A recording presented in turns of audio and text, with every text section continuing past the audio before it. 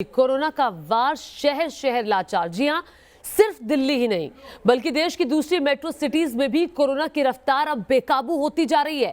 मुंबई से लेकर कोलकाता तक अगर आंकड़ों को गौर से देखेंगे तो कहीं एक दिन में रिकॉर्ड केस सामने आए हैं, तो कहीं ये मेट्रो शहर अपने राज्य के आंकड़ों की तुलना में आगे बढ़ते हुए दिखाई दे रहे हैं।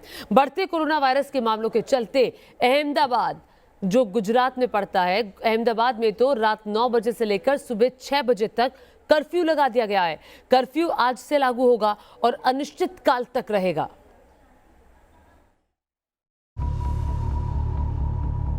दिल्ली,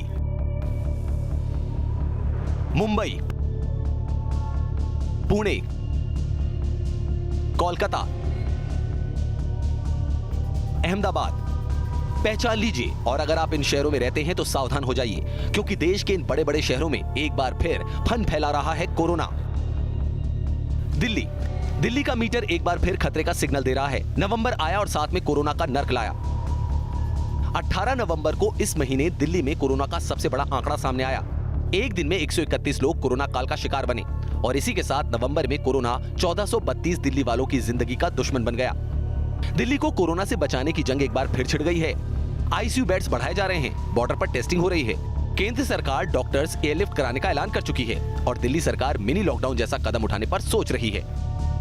पुणे, महाराष्ट्र के पुणे में केस कम होने लगे थे, लेकिन नवंबर आते ही बीच बीच में दोबारा कोरोना मामलों में उछाल आने लगी। सितंबर के बाद पुणे में कोविड केस तेजी से कम होने लगे थे, लेकिन नवंबर में मामलों में उछाल नजर आया। 1 नवंबर को पुणे में 757 केस आए।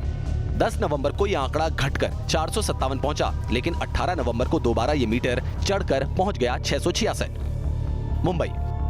मुंबई में भी कोरोना का ग्राफ पुणे की तरह ही पहले नीचे आया और फिर ऊपर जाता दिखा।